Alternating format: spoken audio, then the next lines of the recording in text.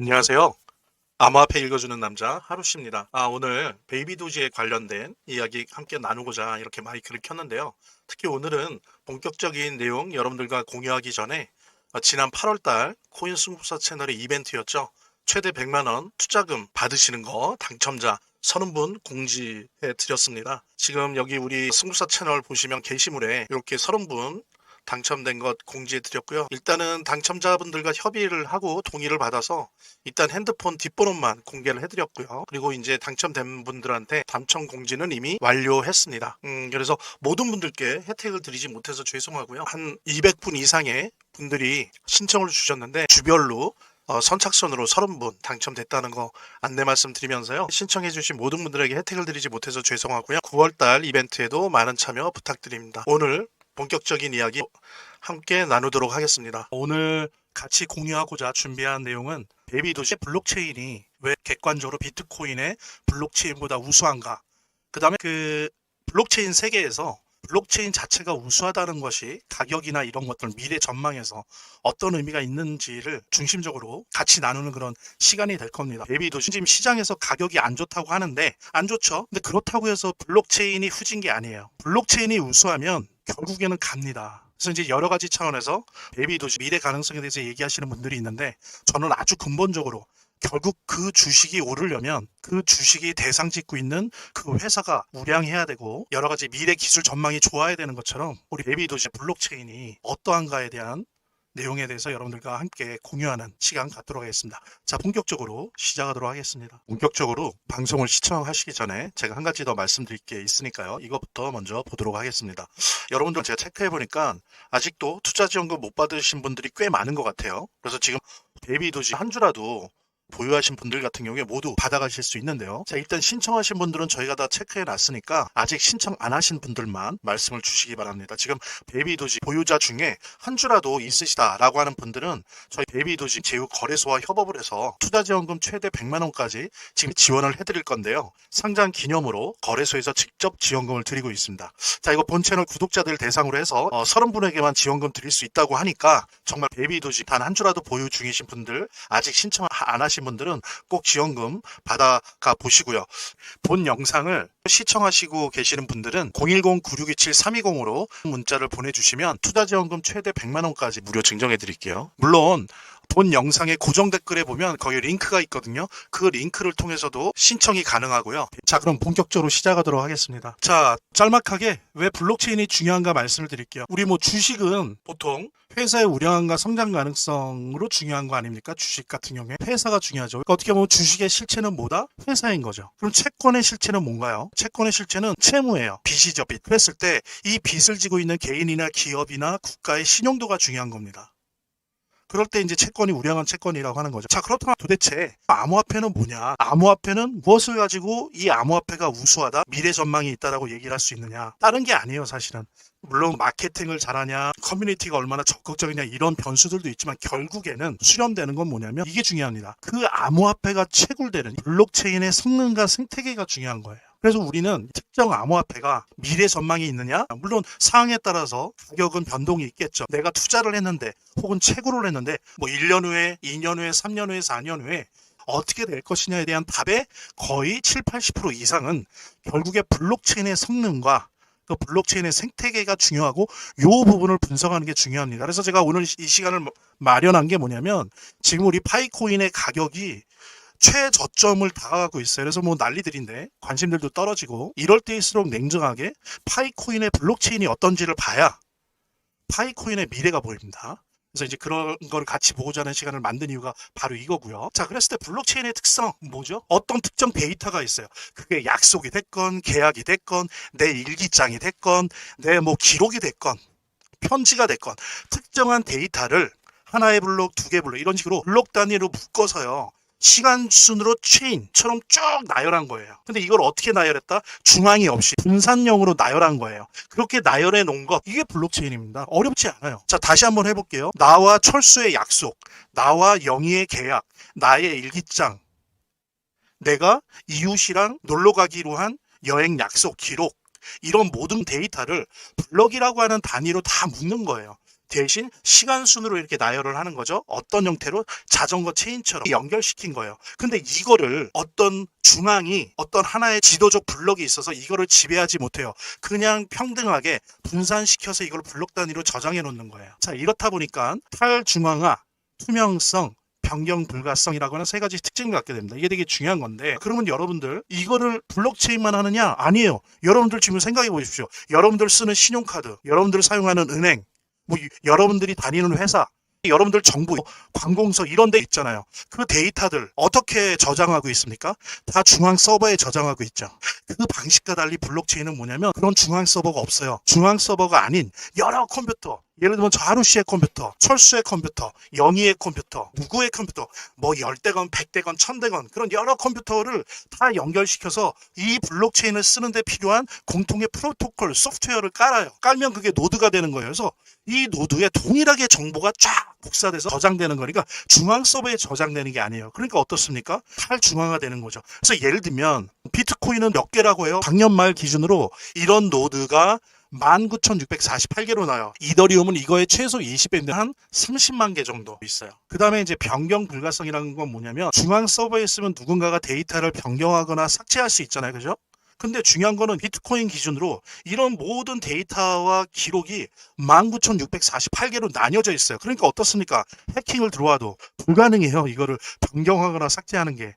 한두 개는 몇십 개는 할 수 있겠죠. 근데 19,648개를 할 수가 없어요. 왜? 다 독립되어 있는 컴퓨터들이기 때문에. 그렇습니다. 그러니까 일반적으로 개인이 됐건 회사가 됐건 관공서가 됐건 뭐 은행이 됐건 중앙 서버 방식으로 데이터를 기록한 것과 달리 블록체인 방식으로 기록하게 되면 이렇게 변경이 불가하다는 거예요. 그 다음에 투명성. 예를 들면 이더리움은 최소 30만 개의 노드가 이 블록체인 안에 있는 모든 약속, 계약, 기록들을 다 열람할 수 있으니까 어떻습니까? 투명하죠. 근데 중앙 서버는 어때요? 중앙 서버에 데이터 맡겨놓으면 볼 수 있는 권한만 가진 사람이 보잖아요. 예를 들면 은행 직원, 뭐 기관의 공무원, 회사의 뭐 부장 이상, 이사급 이상만 볼 수 있잖아요. 그래서 이렇게 투명하다라고 하는 거예요. 그래서 신뢰성을 수십만, 수만의 노드들이 함께 같이 모니터링할 수 있다는 거.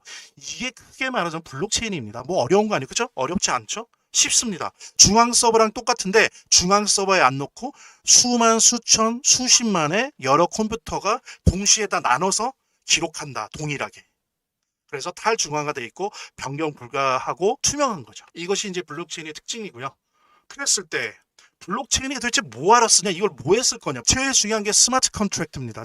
아주 똑똑한 계약. 이건 뭐냐면은 프로토콜이라는 게 있어요. 여기 보면 프로토콜은 뭐냐면 이 블록체인은 이러이러한 식으로 구동한다 라고 하는 약속이에요. 그러니까 그런 약속 조건만 만족하면 사람과 기관, 사람 대 사람, 기관 대 사람, 기관 대 기관, 국가 대 사람, 국가 대 국가, 모든 것이 개입 없이 계약이 가능해요. 그 다음에 또 하나는 뭐냐면 모든 노드들이 모니터링하고 감시하고 동의하는 계약이 가능한 겁니다. 예를 들면 은행 중앙 서버는 어때요? 은행 중앙 서버에 있는 그 인증이 오케이 해야지 계약이 이루어지잖아요. 근데 이건 아니에요.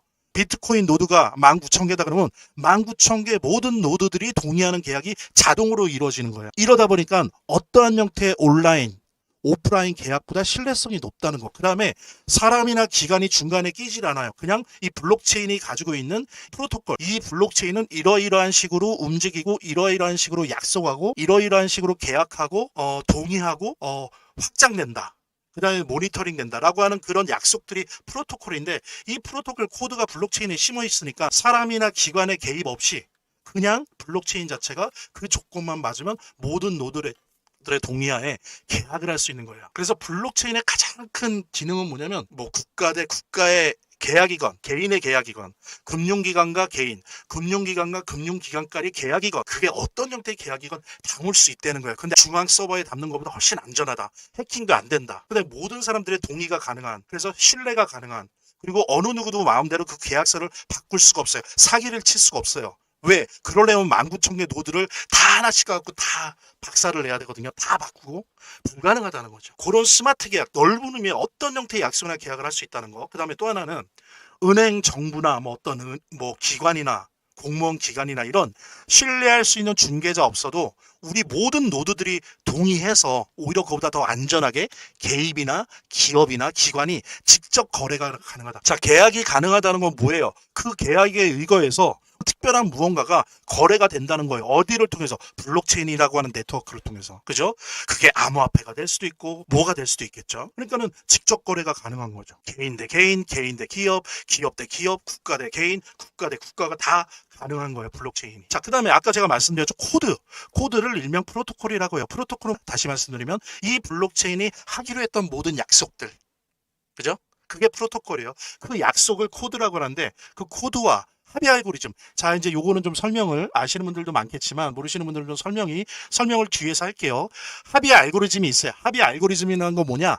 이 모든 컴퓨터들이 동의하고 합의하는데 어떤 방식으로 할 거냐라고 하는 게 합의 알고리즘이에요. 근데 이 합의 알고리즘에 기반해서 자세한 건 뒤에서 설명드릴 테니까 지금은 그냥 넘어가자고요. 자, 코드와 합의 알고리즘에 기반해서 신뢰 구축이 가능하다는 거죠. 블록체인 내에서. 그러니까 이런 신뢰 구축이 가능하니 검증하고 모니터링하면서 스마트 계약이 가능하고 그 다음에 스마트 계약에 의거해서 암호화폐가 됐건 문서가 됐건 파일이 됐건 직접 거래를 가능하다. 누구 없이, 중개자 없이. 그게 은행이 됐건 기관이 됐건 정부가 됐건 이런 합의 알고리즘이 있어서 가능하다. 이건 뒤에서 설명드릴 거예요. 자, 그러다 보니까 어떻습니까? 중개자 없이 어떤 장벽 없이 하다 보니까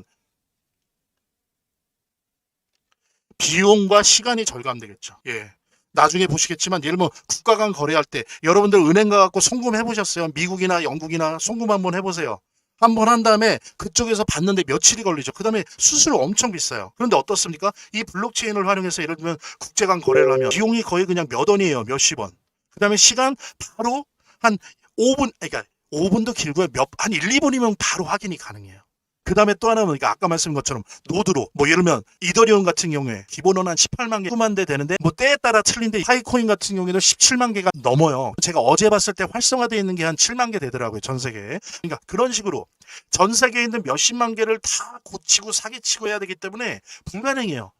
보통 네트워크가 중앙 서버 하나만 속이면 되는데 이 블록체인 네트워크는 노드 자체를 다 하나하나씩 수동으로 가서 바꿔야 되기 때문에 사기나 조작이 불가능하다라고 하는 거. 지금 베이비도지 보유자 중에 한 주라도 있으시다라고 하는 분들은 저희 베이비도지 제휴 거래소와 협업을 해서 투자지원금 최대 100만 원까지 지금 지원을 해드릴 건데요. 상장 기념으로 거래소에서 직접 지원금을 드리고 있습니다.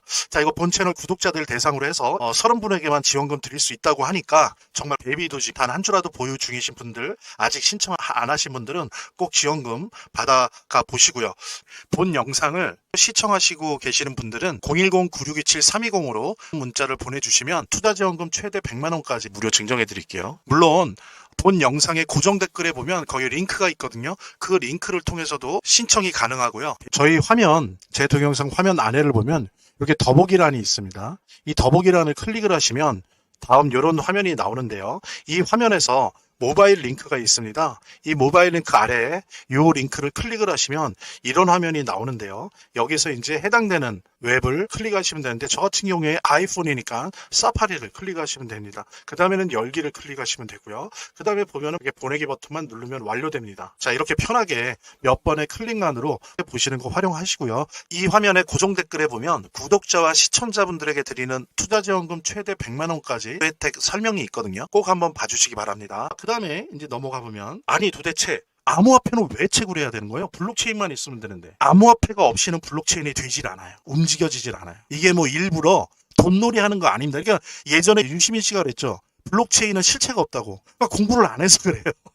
암호화폐는 실체가 있어요. 주식이 회사라고 하는 상장사라고 하는 그 실체가 있고 채권이 채무라고 하는 그 실체가 있는 것처럼 암호화폐의 실체는 뭐다? 블록체인이에요. 절대 실체가 없는 게 아니고 엄청난 실체가 있는 거죠. 자, 그랬을 때 보자고요. 그럼 블록체인은 왜 암호화폐를 꼭 채굴해야만 하는가? 제가 쉽게 한번 설명해 볼게요. 안 쉬우면 비판해 주세요. 채굴이라는 건 뭐냐면 블록체인의 세포인 각 노드들 있잖아요. 컴퓨터. 예를 들면 파이코인 같은 경우에는 활성화되어 있는 게 어제 봤을 때 한 7만 개 됐었어요. 그리고 예를 들면 이더리움 같은 경우에 올해 초 기준으로 한 30만 대 이상이 있더라고요. 이런 컴퓨터들 한 대 한 대가 블록체인 내에 새로운 거래나 기록이 생기잖아요.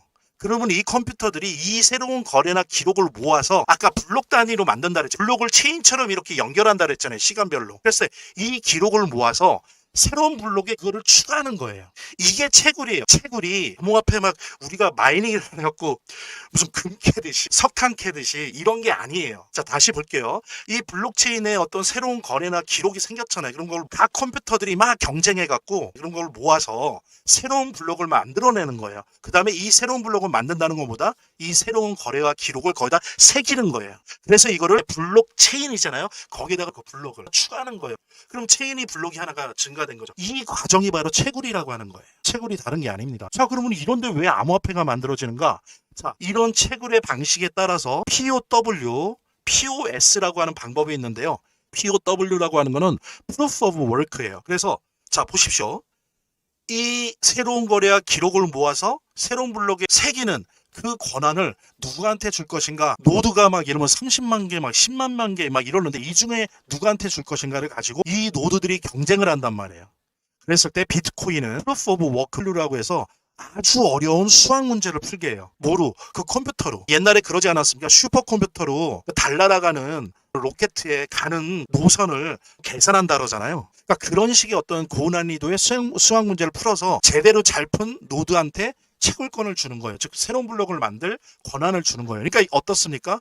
엄청난 컴퓨팅이 필요해요. 막 슈퍼컴퓨터가 필요해요. 그럼 막 공장에다가 수십 수백 대의 컴퓨터를 넣어놓죠. 이게 이제 비트코인 방식이에요. 이런 식으로 하는 데가 있는 반면에 이더리움은 POS를 자신의 암호화폐를 그냥 블록체인에 비치해요. 스테이킹해요. 맡겨요. 그래서 자신의 암호화폐를 제일 많이 비치한 노드한테 요 새로운 거래와 기록을 모아서 새로운 블록을 만들 권한을 줘요. 그러니까 어때요?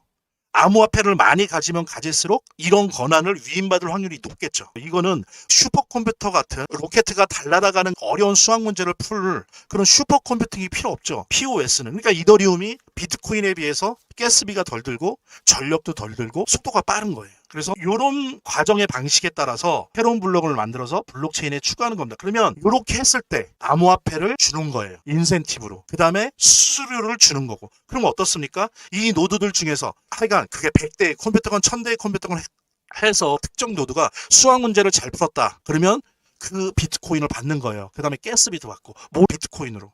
그 다음에 이더리움은 어떻습니까? 이더리움을 제일 많이 스테이킹, 즉 비치하는 사람이 이더리움을 받게 되죠. 그래서 나중에 뒤에서 제가 설명드리지만 이 이더리움 방식의 POS는 단점이 돈 놓고 돈 먹기가 될 확률이 높아요. 그러다 보니까 약간 보안에 좀 문제가 있을 수도 있습니다. 왜냐하면 돈 많은 그 노드를 가진 사람이 계속 독점할 수가 있잖아요. 자, 그랬을 때 이렇게 수많은 노드들이 경쟁적으로 채굴을 하죠. 이렇게 경쟁적으로 채굴하는 걸 통해서 어떻게 되냐? 이게 점점 많아지니까 어때요? 보안이 유지가 되는 거죠. 예를 들면 여러분들 생각해 보십시오. 비트코인을 컴퓨터 한 대가 채굴하고 있다고 해봐요. 그러면 어때요? 이거는 거의 중앙 서버에서 채굴하는 거랑 거의 똑같잖아요. 그러니까 노드가 적을수록 보안 유지가 안 되겠죠. 금방 조작하고 이럴 수 있잖아요. 그러니까 이렇게 그 인센티브, 암호화폐라고 하는 걸 주고 경쟁적 채굴을 통해서 노드 수를 계속 늘리려고 하는 거예요. 그러면 이 노드 수, 컴퓨터 수가 많아지면 많아질수록 실제로 해킹하거나 사기치거나 이런 게 불가능해지는 거죠. 그래서 암호화폐가 채굴되는 건데 그건 인센티브의 측면이고요. 반대로는 그 암호화폐가 채굴된다는 의미는 새로운 블록에다가 새로운 거래와 기록을 새겼다라고 하는 걸 의미하는 겁니다. 그 다음에 이제 또 암호화폐의 의미가 뒤에서 또 얘기되어질 텐데 이 부분 이렇게 이해를 하시고요. 그 다음 장 넘어갈게요. 이제 점점 다가갑니다. 자, 그랬을 때 두 번째, 암호화폐는 왜 채굴되는가? 이거 되게 중요한 거예요. 자, 지금까지 봤죠? 왜 채굴하는지. 게다가 특정 블록체인이 운영되려면 가스비나 각종 유지비용, 거버넌스 비용이 필요해요. 그랬을 때 이거를 뭐로 넣습니까? 뭐 5만 원짜리 넣고 1000원짜리 넣고 이래요? 그럴 수가 없잖아요. 그걸 받을 수가 없어요. 아니면 뭐 신용카드로 넣나요? 그게 되질 않아요. 그래서 특정 블록체인이 채굴하는 암호화폐로 이 비용을 치르는 겁니다. 비트코인의 블록체인이나 이더리움의 블록체인을 운영하는 데 드는 가스비나 거버넌스 비용 어떻게 낼 거예요? 뭐로? 비트코인으로 내고 이더리움으로 내야 되는 거예요. 블록체인에서 채굴이 됐으니까 블록체인에서 사용되어지는 거죠. 그래서 암호화폐의 채굴이 보안 때문에 기록 이런 것 때문에 중요하지만 또 한편으로는 블록체인 자체 운영을 위해서 매우 중요한 겁니다. 그래서 우리가 얘기하는 암호화폐가 얼마나 쓰이느냐, 얼마나 쓰임새가 있느냐의 첫 번째 기준은 그 암호화폐가 채굴되는 블록체인 내에서 얼마나 이 암호화폐가, 그러니까 그 블록체인이 막 많아지고 블록체인을 사용하는 사람들이 많아지고 회사가 많아지고 이래서 그 블록체인에서 이 암호화폐가 얼마나 많이 쓰여지느냐, 즉 가스비와 거버넌스 비용으로 얼마나 많이 쓰여지느냐가 첫 번째로 중요한 거예요. 그러려면 어떻게 되겠어요? 많이 사용되려면 이 블록체인이 성능이 좋아야 되겠죠. 그래야 많은 사람들이 쓰잖아요. 많은 기관들이. 그래서 블록체인의 성능이 좋아야 암호화폐도 결국에 가격이 올라가는 거예요. 물론 우리는 주식처럼 보죠. 시장에 의해서 수요 공급 곡선, 물론 그런 거에 영향을 받지만 제일 중요한 거는 블록체인의 성능이에요. 그 다음에 범용성 이런 겁니다. 따라서 암호화폐는 일반 화폐를 꿈꾸는 마일리지가 아니에요. 여기 보면 빨간색으로 블록체인의 보안과 검증, 그 다음에 필수 비용 뭐예요? 가스비나 각종 거버넌스 비용의 지불을 위해서 반드시 필요한 블록체인 화폐예요. 그래서 우리 파이코인도 뒤에서 보겠지만 SCP라고 하는 스텔라 동의, 스텔라 컨센서스 프로토콜이라고 하는 파이코인의 블록체인의 이름이거든요. SCP 블록체인의 운용비를 위한 존재라는 겁니다. 이 SCP, 스텔라 동의 프로토콜 블록체인이 성능이 좋잖아요. 그래서 정말 많은 곳에 이게 보급이 되어서 많은 운영비와 가스비가 발생하는 거예요. 그러다 보니까 어떻게 됩니까? 파이코인이 많이 사용되는 거예요. 이러면 파이코인의 가격이 올라가는 거예요. 왜? 우수한 블록체인이거든요. 우수한 회사의 주식이 올라가듯 우수한 블록체인의 가격이 올라가는 겁니다. 예. 그래서 예를 들면요, 보세요. 향후에 제가 이제 PIUSD라고 제가 이제 가칭으로 적어놨는데 지금 스텔라 블록체인과 파이코인의 코어 팀이 달러 스테이블 코인 지금 같이 협동 개발하고 있잖아요. 향후에 파이 달러 스테이블 코인, PIUSD가 만들어진다면 이 파이 달러 스테이블 코인이 구동되는 블록체인은 뭡니까? 어디예요? SCP예요. 자, 그러면 파이만 있을 때와 달리 파이 달러 스테이블 코인을 쓰는 뭐 회사나 기관이나 개인들이 많아지겠죠. 그럼 우리 블록체인의 운영비나 가스비가 올라가겠죠. 그럼 이거를 모르네요. 파이 달러 스테이블 코인으로 내는 게 아니에요. 요거 조금 오해하시는 분들도 일부 있는데 파이코인으로 내는 거예요. 파이 달러 스테이블 코인이 나오면 이 사용량이 많아지면 그만큼 블록체인의 운영비와 가스비가 높아져서 우리 파이코인의 사용량이 늘어날 거예요. 그럼 어떻게 됩니까? 가격이 올라가는 거죠. 이래서 블록체인의 성능과 또 한편으로 부수적이긴 하지만 달러 스테이블 코인 등등의 나중엔 뒤에서 디파이도 설명드리겠지만 이런 것들이 가격에 중요한 거예요. 지금 뭐 시장에서 얼마다 많이 떨어졌다 이런 것도 물론 무시는 못하지만은 결국에는 승부는 여기서 납니다. 자, 그 다음 거 한번 봐볼게요. 우리 파이코인의 블록체인을 한번 보자. 앞에서 봤었죠. 스텔라 컨센서스 프로토콜이에요. 즉 스텔라 합의, 컨센서스가 합의죠. 합의 프로토콜. 프로토콜은 뭐예요? 이렇게 저렇게 하기로 한 약속. 스텔라 합의 약속이에요. 약속 규약. 예, 요게 그래서 이제 우리 파이코인의 블록체인입니다. 여기 보시면 제가 빨간색으로 했어요. 아니 이걸로 블록체인이 되나 싶은데 좀 천재적이죠. 예를 들면 A라는 노드 컴퓨터는 B라는 컴퓨터나 C 컴퓨터 중에 하나만 동의해도 동의하겠다. 그러면 어떻게 되는 거예요?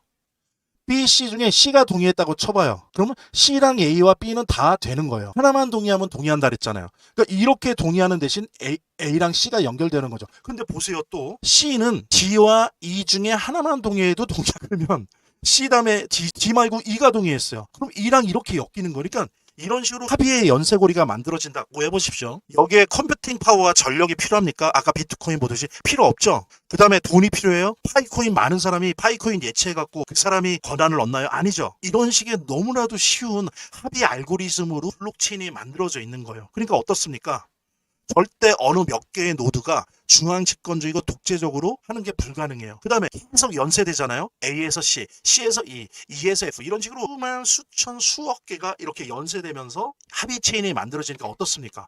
매우 빠르고 쉬워요. 합의가. 전력이 거의 들지 않고요. 컴퓨팅 파워도 그렇게 필요로 하지 않아요. 그냥 가정용 말고 약간 그냥 서버용 그 PC에 요즘 가격으로 하면은 200만 원도 안 하던데 그냥 가정용을 약간 넘어선 서버용의 초기 단계 갖고도 노드 역할을 할 수 있을 정도예요. 별로 전기값도 안 들고 열도 별로 안 나요. 예, 그렇습니다. 그래서 이렇게 비트코인처럼 거대한 컴퓨팅 파워와 전력, 이더리움처럼 큰 자본 없이 신뢰 기반의 프로토콜을 운영 가능하다라고 하는 거. 그래서 거대 자본이나 거대 전력, 컴퓨팅 파워가 불필요하죠. 그러다 보니까 어떻습니까? 파이코인의 우수함은 그냥 우리는 편하게 하고 있지만 스마트폰 채굴이 가능했던 거예요.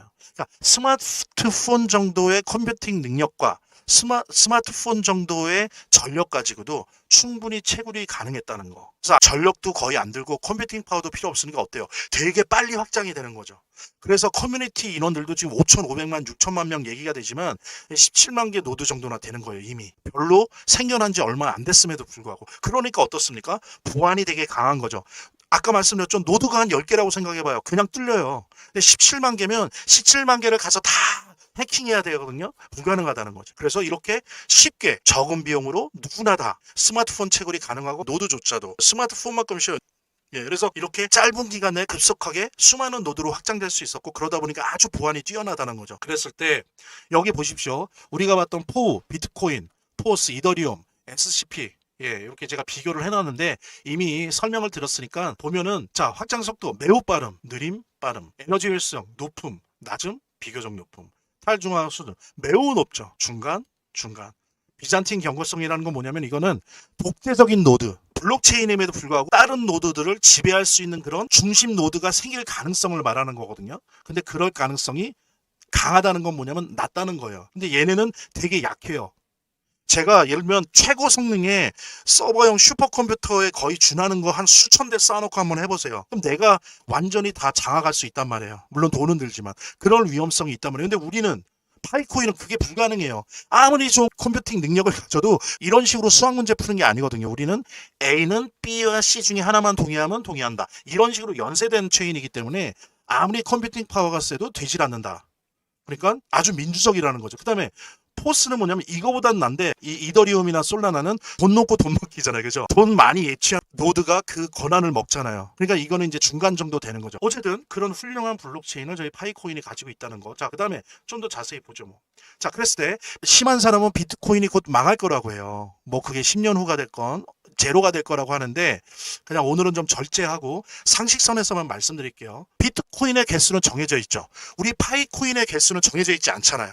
근데 비트코인의 개수는 2100만 개로 한정돼 있습니다. 자, 근데 보세요. 그리고 채굴할 수 있는 양은 점점 줄죠. 자, 지금 현재 작년 겨울, 가을 기준으로 19,000개의 노드 컴퓨터가 있습니다. 근데 다 채굴됐을 때 어떻게 할 거예요, 노드들? 자, 이제 채굴을 할 수가 없어요. 그래도 노드 운영할까요? 여러분들이 법인 하나 만들어서 투자해갖고 서버용 컴퓨터 성능 좋은 걸로 해갖고 한 1000대 놨어요. 그 다음에 성능 좋은 쿨러 돌려갖고 발전기 옆에 설치해서 막 돌리고 있어요. 근데 이제 안 준대, 비트코인을. 끝났어요. 여러분들 이 노드 운영하실 거예요? 그럼 노드 없어지는 거예요. 그럼 노드가 없어지면 보안 유지 어떻게 해요? 여러분들 블록체인의 보안이 이거에 안 뚫리는 이유가 뭐예요? 이 노드가 많아서 이거를 해킹하거나 이러려면 19,000개를 다 나가고 다 바꾸고 다 해킹해야 된단 말이에요. 그렇기 때문에 불가능한 건데 노드들이 이제 더 이상 비트코인을 안 주니까 멈췄다고 해보세요. 보안 유지가 가능하겠습니까? 이거는 되게 어려운 기술적인 얘기가 아니고요.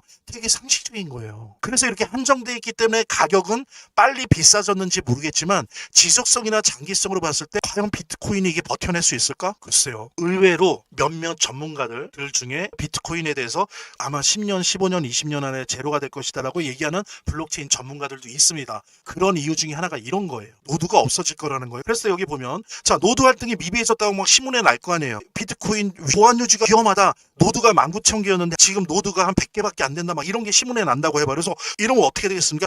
뱅크런, 대규모 인출 사태 가능성까지도 있는 거예요. 다 빼가려고 할 수도 있어요. 그럼 박살 나는 거죠. 그 다음에 또 보십시오. 점점 채굴 효율성이 떨어지죠. 왜냐면은 그 수를 줄여가잖아요. 그죠? 나중엔 제로가 되는데 0.0001개, 나중에는 0.00000000 똑같은 컴퓨팅 파워와 전력을 들여서 해도 채굴 효율성이 점점 저하될 때 이제 노드들이 떨어져 나간단 말이에요. 그럴 때 저하되면 이때 채굴 속도가 느려지죠. 이 인출 요구에 맞추지 못해요. 비트코인 하나 만드는데 10분 15분 걸려요. 노드 활성화가 저하되면 채굴 속도가 느려지죠. 그러면 인출 요구했을 때 맞추지 못한단 말이에요. 이러면 어떻게 됩니까? 은행에서 돈 달라고 하는데 당장 못 줘요. 여러분들 비트코인 다음 주에 드릴게요. 0.1개 다음 달에 드려야 될 것 같아요. 이러면 어떻게 됩니까? 붕괴 가능성이 되게 높아요. 지금 현재 비트코인 블록체인의 이게 구조적 한계예요. 제가 괜히 욕하는 게 아니에요. 그냥 있는 그대로입니다. 네, 그 다음에 또 하나 이 부분만큼은 제가 그냥 인용하는 거예요. 제가 기술적으로 검증은 못 해봤는데 블록체인 전문가들 상당수가 비트코인의 W 그 방식 슈퍼컴퓨터들이 푸는 어려운 수학 문제를 푸는 방식으로 채굴 권한을 주는 이 방식을 이더리움과 같은 부담 없는 방식 근데 그게 기술적으로 불가능하대요. 그러니까 비트코인이 이더리움 같은 POS 방식 돈 놓고 돈 먹기 방식으로 바꾸려고 해도 그게 기술적으로 불가능하다고 합니다. 블록체인의 아주 기본적인 상식만 가진 사람, 그리고 블록체인의 보안의 문제, 노드 활성화의 문제를 기본적으로 알고 있는 사람이면 예상은 다예요. 이만큼 지금 비트코인의 블록체인은 허술합니다. 그리고 객관적으로 많은 리스크를 갖고 있어요. 이게 언제까지 갈지. 베이비도지 블록체인의 우수성에 관련돼서 첫 번째 얘기할 거는 다른 코인과 달리 별도의 채굴이나 스테이킹이 필요 없다는 거죠. 그래서 자체 블록체인 시스템에서 리플렉션이라고 해서 트랜잭션, 즉 거래가 일어날 경우에는 해당되는 거래자의 그 지갑에 자동적으로 토큰이 보상되게 되어 있습니다. 이렇게 베이비도지 코인을 받을 수 있다는 거예요. 그래서 별도의 채굴이나 스테이킹 없이도 가능하다라고 하는 것, 이 블록체인이 유지될 수 있다라고 하는 그런 유연성을 가지고 있고요. 또 하나는 자동 유동성 시스템을 가지고 있습니다. 그래서 트랜잭션 발생할 때마다 뭐 거래나 이런 기록들이 발생할 때마다 약 5% 정도의 코인이 유동성 풀, 즉 리쿼더티 풀로 추가가 됩니다. 그래서 가격 안정화를 꾀할 수 있는 거죠. 너무 많이 시장에 풀리지 않게. 그러니까 이거는 소각은 안 하지만 소각을 하는 것과 거의 똑같은 그런 의미를 갖고 있는 시스템입니다. 이거는 거의 특히 밈코인에서는 거의 유일하고요. 그 외의 코인에서도 찾아보기 힘든 겁니다. 그 다음에 또 하나는 앞서 보았던 이더리움의 POS 이 블록체인 시스템에다 더해서 베이비도지의 블록체인은 21명의 검증자, 즉 밸리데이터를 두었습니다. 수많은 노드를 다 거쳐야 되기 때문에 이게 좀 속도가 느려질 수 있잖아요. 그래서 그거는 그거대로 있으면서 한편으로는 21명의 그 검증자, 밸리데이터 노드를 따로 둬서 블록 생성 검증을 이 21명이 그거에 한해서는 처리하게 하는 겁니다. 그러다 보니까 속도가 더 빠르겠죠. 포스에 비해서 훨씬 빠른 거죠. 그러니까 이더리움에 비해서 빠른 겁니다. 그러니까 뭐 비트코인에 비해서 빠른 정도는 말할 필요도 없고요. 그래서 이거는 어떤 권한을 부여했다. 그래서 authority, proof of stake authority. 그래서 포사라고 하는 시스템으로 불려지고 있습니다. 그리고 또 하나는 이더리움보다 TPS, 트랜잭션 초당 처리 속도가 최소 10배에서 20배 빠릅니다. 그리고 또 하나, 빠르면은 에너지가 많이 드느냐? 그게 아니어서 효율 에너지 시스템으로 proof of work, 포나 포스, 프루프 오브 스테이크에 비해서 최소 20분의 1 혹은 100분의 1만큼의 에너지만 해도 가능하다. 그러니까 속도도 빠른데 에너지 소비도 적다라는 거죠. 이제 이러다 보니까는 가스비, 수수료도 낮겠죠. 그래서 낮은 가스비를 자랑하는데 특히 뭐 비트코인이랑 비교할 필요도 없고요. POS, 이더리움에 비해서 약 20분의 1 수준이에요. 이렇게 수수료가 적다 보니까 어떻겠습니까? 잘게 조그맣게 쪼개는 디파이, 그러니까 탈중앙화 금융 거래나 NFT, 토큰 거래를 할 때 되게 최적화되겠죠. 예를 들면 배보다 배꼽이 더 커요. 가령 디파이 거래나 NFT 거래를 하는데 이 조각 하나가 10원이에요. 근데 수수료가 100원이에요. 이러면 그걸 거래할 수 있겠습니까? 못하는 거죠. 그러니까 아무리 이더리움의 블록체인 성능이 좋다 해도 가령 가스비가 그렇게 되는 한 NFT 생태계나 디파이 생태계에 맞지 않는다는 거예요. 부딪히는 거죠. 현실적으로 거래가 잘 이루어지기 힘들다는 거죠. 그런 면에서 보면은 우리 베이비도지의 블록체인 이 부분이 베이비도지 코인 자체가 디파이나 NFT 우리 자체 베이비도지 수합에 다 있지 않습니까? NFT 우리 스스로 AI로 만들 수 있고 또 우리 베이비도지 수합을 통해서 디파이 거래 이미 하고 있잖아요. 오히려 메이저 코인들이 못 하고 있는 부분을 하고 있다는 거는 이렇게 NFT와 디파이 거래가 이미 블록체인이 최적화되어 있기 때문에 이러는 겁니다. 아빠 엄마 코인이라고 할 수 있는 도지코인조차도 이게 안 되잖아요. NFT나 디파이 거래가 안 되지 않습니까? 자, 그 다음에 이런 모든 것, 리플렉션에 대한 거, 유동성 풀을 자체적으로 갖고 있다는 게, 그리고 또 이렇게 밸리데이터를 둬서 블록 생성 검증이 속도가 빠르다는 거, 그 다음에 POW나 POS에 비해서 에너지 소비가 덜 든다는 거, 그 다음에 가스비가 따라서 덜 든다는 거, 이런 모든 것들이 말해주는 바가 뭐냐면 향후 암호화폐 시장에 있어서 핵심 키워드가 뭐겠습니까? 달러 스테이블 코인은 그거의 교두보고요. 달러 스테이블 코인이라는 다리를 통해서 암호화폐 시장이 새로운 것으로 넘어가거든요. 그 넘어가는 곳이 어디냐? 바로 디파이, 탈중앙화 금융, 그 다음에 NFT 이런 부분에 있어서 가장 빠르고 저렴하고 쉽다라고 하는 거. 무엇이? 우리 베이비도지 블록체인이 이거 자체가 베이비도지의 향후 전도 유망한 미래를 보장해 주는 것이다. 암호화폐라고 하는 게 앞에서 말씀드린 것처럼 그냥 뭐 시장 공급과 수요에서 가격이 결정되긴 하고 실제로도 그러지만 결국에 중장기적으로 보면은 블록체인의 우수성이 없으면 이게 다 의미가 없는 겁니다. 블록체인이 우수하지 않으면 그냥 사상 누각이에요. 결국엔 제로가 된다는 거죠. 그 다음에 또 하나는 뭐냐면 EVM이라고 있습니다. 이게 뭐냐면 이더리움 버추얼 머신인데 이더리움 가상 머신이에요. 이건 뭐냐면 이더리움 블록체인에 있지 않은 다른 블록체인에 있는 여러 가지 암호화폐나 서비스들을 이더리움에서도 할 수 있게 이렇게 만들어주는 그런 가상 머신이거든요. 그런데 우리 베이비도지 같은 경우에도 EVM과 완벽한 호환성을 주고 있어요. 그래서 따로의 이더리움 블록체인을 도입해서 쓰지 않아도 이더리움 블록체인에 가서 우리 베이비도지가 여러 가지 활동들, 뭐 단순 거래뿐만이 아니라 또 이더리움 생태계에 있는 여러 가지 디파이나 NFT 이런 걸 할 수 있다는 거죠. 그래서 완벽한 호환성을 갖추고 있기 때문에 민코인에도 불구하고 뛰어난 확장성을 가지고 있습니다. 그래서 예를 들면 이더리움은 블록체인이 있으면 여기에서 해결 못하는 거는 레이어 2라고 하는 또 다른 식민지 블록체인을 만들어서 여기에서 여러 가지 것들을 하거든요. 대신 그 기록과 원장은 레이어 1 이더리움 블록체인에 기록을 하되 이런 식으로 하면서 확장성을 가지는데